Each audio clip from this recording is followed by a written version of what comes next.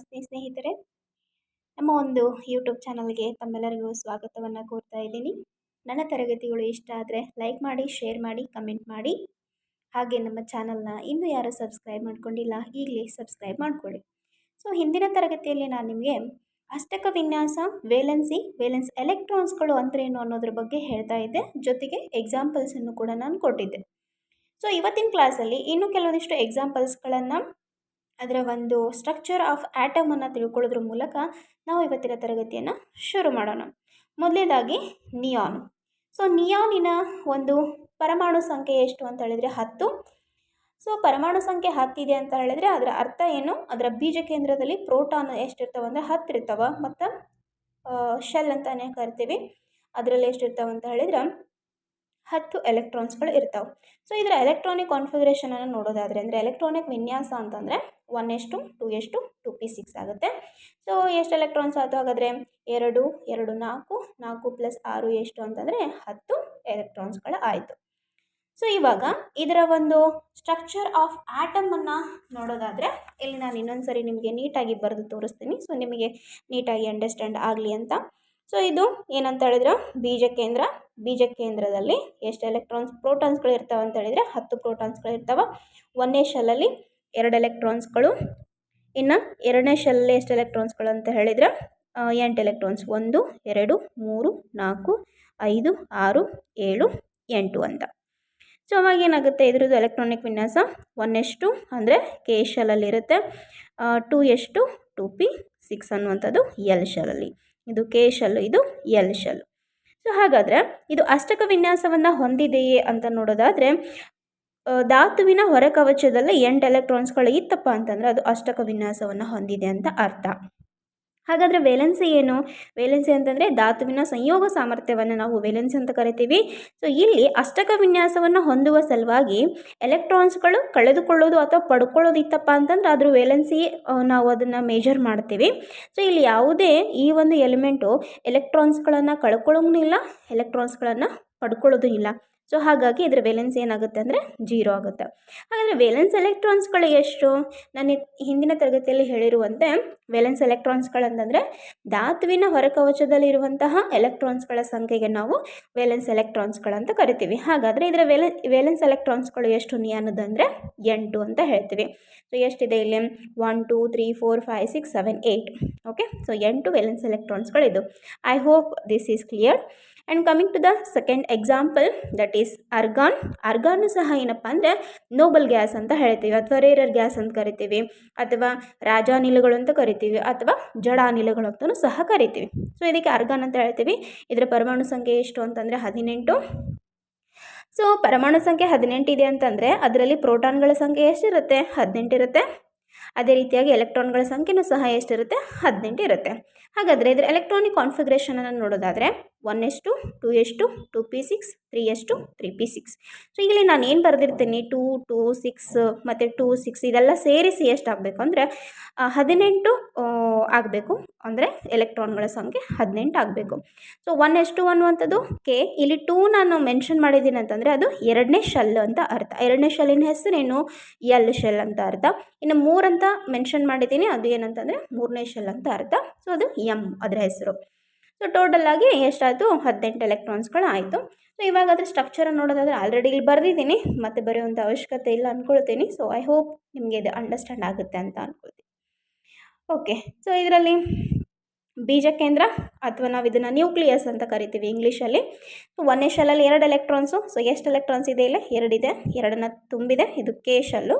ಇನ್ನು ಎರಡನೇ ಶೆಲ್ಲಲ್ಲಿ ಎಷ್ಟಿದೆ? 2 + 6 8 ಎಲೆಕ್ಟ್ರಾನ್ಸು. ಸೊ ಆ 8 ಎಲೆಕ್ಟ್ರಾನ್ಸ್ಗಳನ್ನು ಇಲ್ಲಿ ಫಿಲ್ ಮಾಡ್ತೀನಿ, 1 2 3 4 5 6 7 8 ಅಂತ. ಆ್ಯಂಡ್ ಮೂರನೇ ಶೆಲ್ಲಲ್ಲಿ ಅಂದರೆ ಕೊನೆಯ ಶೆಲ್ಲಲ್ಲಿ ಎಷ್ಟು ಎಲೆಕ್ಟ್ರಾನ್ಸ್ ಇದ್ದಾವೆ? 2 + 6 ಎಷ್ಟು ಅಂತಂದರೆ 8 ಎಲೆಕ್ಟ್ರಾನ್ಸು. ಸೊ ಆ 8 ಎಲೆಕ್ಟ್ರಾನ್ಸ್ಗಳನ್ನ ಆಗಿ ನಾನು ಇಲ್ಲಿ ತುಂಬ್ತಿದ್ದೀನಿ, ಅಂದರೆ ಎಮ್ ಶೆಲ್ಲಲ್ಲಿ. ಇದು ಕೆ ಶೆಲ್ಲು, ಇದು ಎಲ್ ಶೆಲ್, ಇದು ಎಮ್ ಶೆಲ್ಲು. ಸೊ 1 2 3 4 5 6 7 8. ಓಕೆ, ಹಾಗಾದರೆ ಆರ್ಗಾನ್ ಅನ್ನುವಂತಹ ಒಂದು ಧಾತು ಅಷ್ಟಕ ವಿನ್ಯಾಸವನ್ನು ಹೊಂದಿದೆಯೇ ಅಂತ ಕೇಳಿದರೆ ಇದು ಹೊಂದಿದೆ ಅಂತ ಹೇಳ್ತೀವಿ. ಯಾಕೆ? ಧಾತುವಿನ ಹೊರಕವಚದಲ್ಲಿ ಎಷ್ಟು ಎಲೆಕ್ಟ್ರಾನ್ಸ್ ಇರಬೇಕು? 8 ಎಲೆಕ್ಟ್ರಾನ್ಸ್ ಇರಬೇಕು. ಸೊ ಇದಕ್ಕೆ 8 ಎಲೆಕ್ಟ್ರಾನ್ಸ್ ಇರೋದ್ರಿಂದ ಇದು ಅಷ್ಟಕ ವಿನ್ಯಾಸವನ್ನು ಹೊಂದಿದೆ ಅಂತ ಹೇಳ್ತೀವಿ. ಅಗೇನ್ ಇದಕ್ಕೂ ಸಹ ವೇಲೆನ್ಸಿ ಏನಾಗಿರುತ್ತೆ? 0 ಆಗಿರುತ್ತೆ. ಯಾಕೆ ವೇಲೆನ್ಸಿ 0 ಆಗಿರುತ್ತೆ ಅಂತ ಹೇಳಿದರೆ, ಈ ಅರ್ಗಾನ್ ಅನ್ನುವಂಥದ್ದು ಅಷ್ಟಕ ವಿನ್ಯಾಸವನ್ನು ಪಡ್ಕೊಳ್ಳುವ ಸಲುವಾಗಿ ಎಲೆಕ್ಟ್ರಾನ್ಸ್ಗಳನ್ನು ಕಳ್ಕೊಳ್ಳೋಂಗೂ ಇಲ್ಲ, ಪಡ್ಕೊಳ್ಳೋಂಗೂ ಇಲ್ಲ. ಸೊ ಹಾಗಾಗಿದ್ರೆ ವೇಲೆನ್ಸಿ ಏನಾಗಿರುತ್ತೆ? 0 ಆಗಿರುತ್ತೆ. ಅದೇ ರೀತಿಯಾಗಿ ವೇಲೆನ್ಸ್ ಎಲೆಕ್ಟ್ರಾನ್ಸ್ಗಳು ಎಷ್ಟು ಅಂತ ಹೇಳಿದರೆ ಇಲ್ಲಿ ಅಗೇನ್ ನಾವು 8 ಅಂತ ಹೇಳ್ತೀವಿ. ಅಂದ್ರೇನು? ಧಾತುವಿನ ಹೊರಕವಚದಲ್ಲಿ ಎಷ್ಟು ಎಲೆಕ್ಟ್ರಾನ್ಸ್ ಇದ್ದಾವೆ? 8 ಎಲೆಕ್ಟ್ರಾನ್ಸ್ ಇದ್ದಾವೆ. ಸೊ ಹಾಗಾಗಿ ಇದ್ರ ವೇಲೆನ್ಸ್ ಎಲೆಕ್ಟ್ರಾನ್ಸ್ಗಳು ಎಷ್ಟು? 8 ಅಂತ. ಹಾಗಾದರೆ ಇನ್ನೊಂದು ಎಕ್ಸಾಂಪಲ್ ನೋಡೋಣ. ಸೊ ಈ ಎಕ್ಸಾಂಪಲ್ ಏನಾಗಿರುತ್ತೆ? ಅರ್ಗಾನ್ ಮತ್ತು ನಿಯಾನ್ಗಿಂತ ಸ್ವಲ್ಪ ಡಿಫ್ರೆಂಟ್ ಆಗಿರುತ್ತೆ. ಸೊ ಇದನ್ನು ನಾವು ಯಾವ ರೀತಿ ಅರ್ಥ ಮಾಡ್ಕೋಬೇಕು ಅಂತ. ಸೋಡಿಯಂ, ಸೊ ಪರಮಾಣು ಸಂಖ್ಯೆ ಏನು? 11. ಎಲೆಕ್ಟ್ರಾನಿಕ್ ವಿನ್ಯಾಸ ಅಥವಾ ಎಲೆಕ್ಟ್ರಾನಿಕ್ ಕಾನ್ಫಿಗರೇಷನ್ ಎಷ್ಟು? 1s2 2s2 2p6 3s1 ಅಂತ.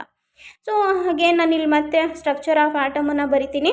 ಇದು ನ್ಯೂಕ್ಲಿಯಸ್ ಅಥವಾ ಬೀಜಕೇಂದ್ರ.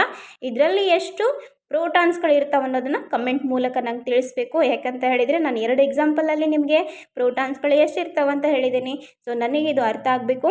ಏನಂತ ಹೇಳಿದರೆ, ಸೋಡಿಯಮನ್ನು ಬೀಜಕೇಂದ್ರದಲ್ಲಿ ಎಷ್ಟು ಪ್ರೋಟಾನ್ಸ್ಗಳು ಇರ್ತಾವೆ ಅಂತ. ಓಕೆ. ಸೊ ಫಸ್ಟ್ ಶೆಲ್ಲಲ್ಲಿ 2 ಎಲೆಕ್ಟ್ರಾನ್ಸ್ಗಳನ್ನು ಫುಲ್ಫಿಲ್ ಮಾಡಿದೆ. ಸೆಕೆಂಡ್ ಶೆಲ್ಲಲ್ಲಿ ಎಷ್ಟು ಎಲೆಕ್ಟ್ರಾನ್ಸ್ ಇದ್ದಾವೆ? 2 + 6 ಎಷ್ಟು? 8 ಎಲೆಕ್ಟ್ರಾನ್ಸ್. 1 2 3 4 5 6 7 8. ಓಕೆ. ನೆಕ್ಸ್ಟು ಮೂರನೇ ಶೆಲ್ ಬರೋಣ. ಮೂರನೇ ಶೆಲ್ಲಲ್ಲಿ ಎಷ್ಟು ಎಲೆಕ್ಟ್ರಾನ್ಸ್ ಇದೆ? ಓನ್ಲಿ 1 ಎಲೆಕ್ಟ್ರಾನ್ ಮಾತ್ರ ಇದೆ. ಸೊ ಹಾಗಾಗಿ ಆ 1 ಎಲೆಕ್ಟ್ರಾನ್ ನಾನಿಲ್ಲೇ ತುಂಬ್ತೀನಿ. ಅಂದರೆ ಎಷ್ಟು ಶೆಲ್ ಆಯ್ತಿದ್ದು? 1ನೇ ಶೆಲ್ಲು, 2ನೇ ಶೆಲ್ಲು, 3ನೇ ಶೆಲ್ಲು. ಇದು 1ನೇ ಶೆಲ್ಲು, ಇದು 2ನೇ ಶೆಲ್ಲು, ಇದು 3ನೇ ಶೆಲ್ಲು. ಸೊ ಇದು ಫುಲ್ಫಿಲ್ ಆಯಿತು. ಇವಾಗ ಈ ಸ್ಟ್ರಕ್ಚರನ್ನು ಬಿಟ್ಬಿಡಿ. ಸೊ ಈ ಸ್ಟ್ರಕ್ಚರನ್ನು ನೀವು ಸ್ಟಡಿ ಮಾಡಿ.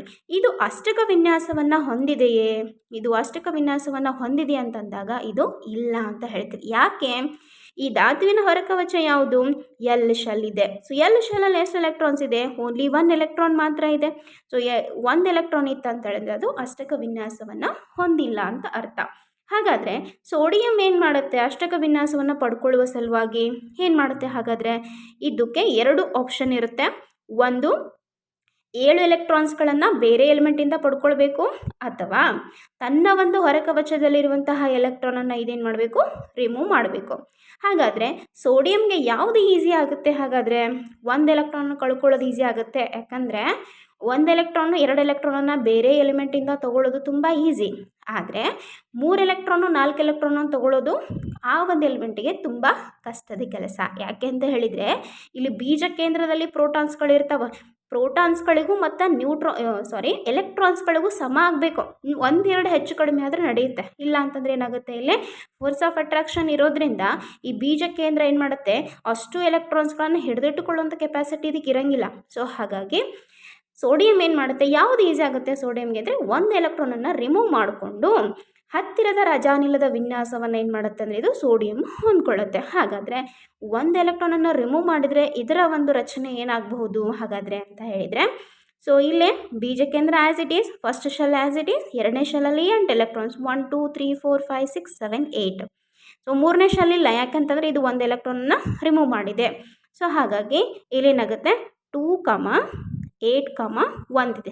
ಏನು ಹಾಗಾದರೆ ಇದು 2 ಅಂದರೆ ಇಲ್ಲಿ 2 ಎಲೆಕ್ಟ್ರಾನ್ಸ್, 8 ಅಂದರೆ 2ನೇ ಶೆಲ್ಲಲ್ಲಿ 8 ಎಲೆಕ್ಟ್ರಾನ್ಸನ್ನು ಬರೆದಿದ್ದೀನಿ, 3ನೇ ಶೆಲ್ಲಲ್ಲಿ 1 ಎಲೆಕ್ಟ್ರಾನ್ ಇದೆ. ಸೊ ಇದು 1 ಎಲೆಕ್ಟ್ರಾನ್ ರಿಮೂವ್ ಅಂತಂದರೆ ಇದರ ಒಂದು ಸ್ಟ್ರಕ್ಚರ್ ಅಥವಾ ವೇಲೆನ್ಸ್ ಏನಂತ ಹೇಳ್ತೀವಿ, ಎಲೆಕ್ಟ್ರಾನಿಕ್ ವಿನ್ಯಾಸ ಏನಾಗುತ್ತೆ? 2, 8 ಮಾತ್ರ ಉಳಿಯುತ್ತೆ. ಹೌದಾ? ಸೊ 1 ಎಲೆಕ್ಟ್ರಾನನ್ನು ರಿಮೂವ್ ಆಯ್ತು. ಹಾಗಾದರೆ ಇವಾಗ ಈ ಸ್ಟ್ರಕ್ಚರನ್ನು ಸ್ಟಡಿ ಮಾಡಿ. ಈ ಸ್ಟ್ರಕ್ಚರಲ್ಲಿ ಸೋಡಿಯಮ್ಮು ಅಷ್ಟಕ ವಿನ್ಯಾಸವನ್ನು ಹೊಂದಿದೆಯೇ ಅಂತ ಅನ್ನೋದಾದರೆ ಇದು ಅಷ್ಟಕ ವಿನ್ಯಾಸವನ್ನು ಇಲ್ಲಿ ಹೊಂದಿದೆ. ಹಾಗಾದರೆ ವೇಲೆನ್ಸಿ ಎಷ್ಟು? ಇವಾಗ ನಿಮಗೆ ವೇಲೆನ್ಸಿ ಬಗ್ಗೆ ಒಂದು ಐಡಿಯಾ ಬರುತ್ತೆ. ಸೊ ಏನು ಹಾಗಾದರೆ ವೇಲೆನ್ಸಿ ಅಂತಂದರೆ ಧಾತುವಿನ ಸಂವೇಗ ಸಾಮರ್ಥ್ಯವನ್ನು ನಾವು ವೇಲೆನ್ಸಿ ಅಂತ ಕರಿತೀವಿ. ಸೊ ಇದೇನು ಮಾಡ್ತು? ಇಲ್ಲೇ ಪ್ರೀವಿಯಸ್ ಆಗಿ ಅಥವಾ ಇನಿಷಿಯಲ್ ಆಗಿ 1 ಎಲೆಕ್ಟ್ರಾನನ್ನು ಇದು ರಿಮೂವ್ ಮಾಡ್ತು.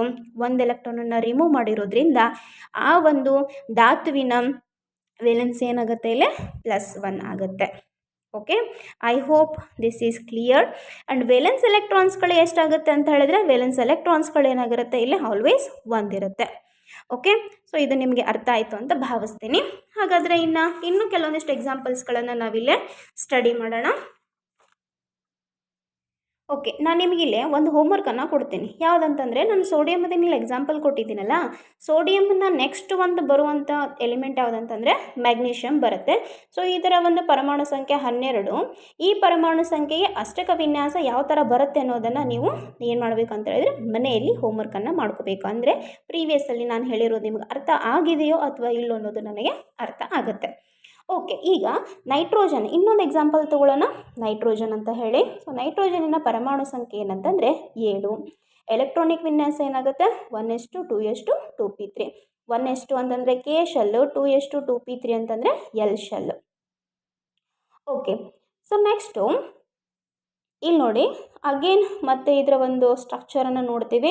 ಇದು nucleus and one more thing, ಇಲ್ಲಿ ನೈಟ್ರೋಜನ್ ಇದೆ. ನೈಟ್ರೋಜನ್ನ ಪರಮಾಣು ಸಂಖ್ಯೆ 7 ಇದೆ ಅಂತಂದರೆ ಅದರಲ್ಲಿ ಪ್ರೋಟಾನ್ಗಳ ಸಂಖ್ಯೆ ಎಷ್ಟಿರುತ್ತೆ 7 ಇರುತ್ತೆ. ಎಲೆಕ್ಟ್ರಾನ್ಗಳ ಸಂಖ್ಯೆ ಎಷ್ಟಿರುತ್ತೆ ಅಂತ ಹೇಳಿದರೆ 7 ಇರುತ್ತೆ. ಓಕೆ, ಸೊ ಈಗ ಬರೋಣ. 1ನೇ ಶೆಲ್ಲಲ್ಲಿ ಎರಡು ಎಲೆಕ್ಟ್ರಾನ್ಸನ್ನು ಫಿಲ್ ಮಾಡಿದ್ವಿ. 2ನೇ ಶೆಲ್ಲಲ್ಲಿ ಎಷ್ಟು ಎಲೆಕ್ಟ್ರಾನ್ಸ್ ಇದೆ 2 + 3 ಎಷ್ಟಿದೆ 5 ಇದೆ. ಓಕೆ, 1 2 3 4 5 6. ಓಕೆ, ಸೊ ಇಲ್ಲ ಸಾರಿ, ಒಂದು ನಿಮಿಷ, 1 2 3 4 6 ಅಲ್ಲ, ಸಾರಿ, 5 ಎಲೆಕ್ಟ್ರಾನ್ಗಳು ಮಾತ್ರ. 2 + 3 ಎಷ್ಟು ಅಂತಂದರೆ 5. 1 2 3 4 5, ಕನ್ಫ್ಯೂಷನ್ ಬೇಡ. ಈಗ ಇಲ್ಲಿ ನೋಡಿ ನೈಟ್ರೋಜನಿನ 2ನೇ ಶೆಲ್ಲನ್ನು ನೋಡಿ, ಎಷ್ಟು ಎಲೆಕ್ಟ್ರಾನ್ಸ್ ಇದೆ ಇಲ್ಲಿ, ಬರೀ ಎಷ್ಟು ಎಲೆಕ್ಟ್ರಾನ್ಸ್ ಇದೆ 5 ಎಲೆಕ್ಟ್ರಾನ್ಸ್ ಇದೆ. ಸೊ ಅಷ್ಟಕ ವಿನ್ಯಾಸವನ್ನು ಹೊಂದಬೇಕು ಅಂತಂದರೆ ಈ ಒಂದು ಧಾತುವಿಗೆ ಇನ್ನು ಎಷ್ಟು ಎಲೆಕ್ಟ್ರಾನ್ಸ್ಗಳ ಅವಶ್ಯಕತೆ ಇದೆ 3 ಎಲೆಕ್ಟ್ರಾನ್ಸ್ಗಳ ಅವಶ್ಯಕತೆ ಇದೆ. ಸೊ 3 ಎಲೆಕ್ಟ್ರಾನ್ಸ್ಗಳು ಎಲ್ಲಿಂದ ಏನಾಗುತ್ತೆ ಅಂದರೆ ಬೇರೆ ಒಂದು ಎಲಿಮೆಂಟಿಂದ ಬರುತ್ತೆ. ಸೊ ಬೇರೆ ಒಂದು ಎಲಿಮೆಂಟಿಂದ ಏನು ಮಾಡುತ್ತೆ, ಇದು 3 ಎಲೆಕ್ಟ್ರಾನ್ಸ್ಗಳನ್ನು ತಗೊಳ್ಳುತ್ತೆ. ಆವಾಗ ಇದರ ಒಂದು ಪರಮಾಣು ರಚನೆ ಏನಾಗುತ್ತೆ, ಪ್ರೀವಿಯಸ್ ಆಗಿ ಫಸ್ಟ್ ಶೆಲ್ಲಲ್ಲಿ 2 ಎಲೆಕ್ಟ್ರಾನ್ಸು, 2ನೇ ಶೆಲ್ಲಲ್ಲಿ ಎಷ್ಟು 1 2 3 4 5. ಓಕೆ, ಆ್ಯಸ್ ಇಟ್ ಈಸ್ ಇರುತ್ತೆ.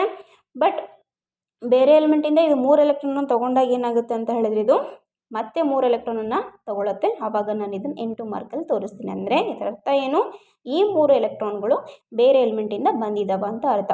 1 2 3. ಆವಾಗ ಈಗ ನೋಡಿ, ಈಗ ಲಾಸ್ಟ್ ಶೆಲ್ಲಲ್ಲಿ ಅಂದರೆ ಕೊನೆಯ ಕವಚದಲ್ಲಿ ಎಷ್ಟು ಎಲೆಕ್ಟ್ರಾನ್ಸ್ಗಳು ಬಂದು ಹಾಗಾದರೆ 1 2 3 4 5 6 7 8. ಹೌದಾ? ಇವಾಗ ಇದು ಅಷ್ಟಕ ವಿನ್ಯಾಸವನ್ನು ಹೊಂದಿದೆ ಅಂತ ಕೇಳಿದಾಗ ನಾವು ಏನಂತ ಹೇಳ್ತೀವಿ, ಇದು ಹೊಂದಿದೆ ಅಂತ ಹೇಳ್ತೀವಿ. ವೇಲೆನ್ಸಿ ಏನಾಗುತ್ತೆ, so this is a big question. Valency ಏನಾಗುತ್ತೆ ಹಾಗಾದರೆ, ನಾನು ಪ್ರೀವಿಯಸ್ ಎಕ್ಸಾಂಪಲಲ್ಲಿ ಕೊಡುವಾಗ ಸೋಡಿಯಮದು +1 ಅಂತ ಹೇಳಿದ್ದೆ. ವೇಲೆನ್ಸಿಲಿ ಏನಾಗುತ್ತೆ, ಇದು -3 ಆಗುತ್ತೆ. ಯಾಕೆ -3 ಆಗುತ್ತೆ, ಬೇರೆ ಎಲಿಮೆಂಟಿಂದ 3 ಎಲೆಕ್ಟ್ರಾನ್ಗಳನ್ನು ಇದು ತೊಗೊಂಡಿದೆ, ಸಾಲ ತೊಗೊಂಡಿದೆ. ಸೊ ಸಾಲ ತೊಗೊಂಡಾಗ ಏನಾಗುತ್ತೆ, ಇದು -3 ಆಗುತ್ತೆ. ಹೌದಾ? ಸೊ ವೇಲೆನ್ಸಿ ಎಷ್ಟು -3. ಆ್ಯಂಡ್ ಅಗೇನ್ ವೇಲೆನ್ಸ್ ಎಲೆಕ್ಟ್ರಾನ್ಸ್ ಅಂತ ಬಂದಾಗ ನಾವು ಇದನ್ನು ಪ್ರೀವಿಯಸ್ ಆಗಿರೋದನ್ನು ಕನ್ಸಿಡರ್ ಮಾಡಬೇಕು. ವೇಲೆನ್ಸ್ ಎಲೆಕ್ಟ್ರಾನ್ಸ್ಗಳು ಎಷ್ಟು, ಧಾತುವಿನ ಹೊರಕವಚದಲ್ಲಿ ಎಷ್ಟು ಎಲೆಕ್ಟ್ರಾನ್ಸ್ ಇದೆ 1 2 3 4 5. ಸೊ 5 ಎಲೆಕ್ಟ್ರಾನ್ಸ್ಗಳು ಇದೆ. ಓಕೆ, ಸೊ ಐ ಹೋಪ್ ಈ ಕ್ಲಾಸು ನಿಮಗೆ ಅರ್ಥ ಆಗಿದೆ ಅಂತ ಭಾವಿಸ್ತೀನಿ. ಸೊ ಈ ಕ್ಲಾಸಲ್ಲಿ ನಾನು ನಿಮಗೆ ಅಷ್ಟಕ ವಿನ್ಯಾಸ ಅಂದ್ರೇನು, ವೇಲೆನ್ಸಿ ಅಂದ್ರೇನು ಮತ್ತು ವೇಲೆನ್ಸ್ ಎಲೆಕ್ಟ್ರಾನ್ಸ್ಗಳು ಅಂದ್ರೇನು ಅನ್ನೋದ್ರ ಬಗ್ಗೆ ಕ್ಲಿಯರ್ ಕಟ್ ಆಗಿರುವಂಥ ಐಡಿಯಾ ಕೊಟ್ಟಿದ್ದೀನಿ ಅಂತ ಭಾವಿಸ್ತೀನಿ. ಸೊ ಇದು ಬೇಸಿಕ್ ಕ್ಲಾಸ್ ಆಗಿರುತ್ತೆ. ಸೊ ಮುಂದಿನ ತರಗತಿಯಲ್ಲಿ ಮುಂದಿನ ಒಂದು ಕಾರ್ಬನ್ ಯಾವ ರೀತಿ ಬೇರೆ ಒಂದು ಎಲಿಮೆಂಟ್ಗಳ ಜೊತೆಗೆ ಎಲೆಕ್ಟ್ರಾನ್ಸ್ಗಳನ್ನು ಶೇರ್ ಮಾಡ್ಕೊಳ್ಳುತ್ತೆ ಅನ್ನೋದರ ಡೀಟೇಲ್ ಆಗಿರುವಂತಹ ವಿಡಿಯೋವನ್ನು ಮುಂದಿನ ತರಗತಿಯಲ್ಲಿ ನೋಡೋಣ. ನನ್ನ ತರಗತಿ ನಿಮಗೆಲ್ಲರಿಗೂ ಇಷ್ಟ ಆಗಿದೆ ಅಂತ ಭಾವಿಸ್ತೀನಿ. ಇಷ್ಟ ಆದರೆ ಒಂದು ಲೈಕ್ ಮಾಡಿ, ಶೇರ್ ಮಾಡಿ, ಕಮೆಂಟ್ ಮಾಡಿ, ಹಾಗೆ ನಮ್ಮ ಚಾನಲನ್ನು ಸಬ್ಸ್ಕ್ರೈಬ್ ಮಾಡಿಕೊಳ್ಳಿ. Thank you for watching. See you all.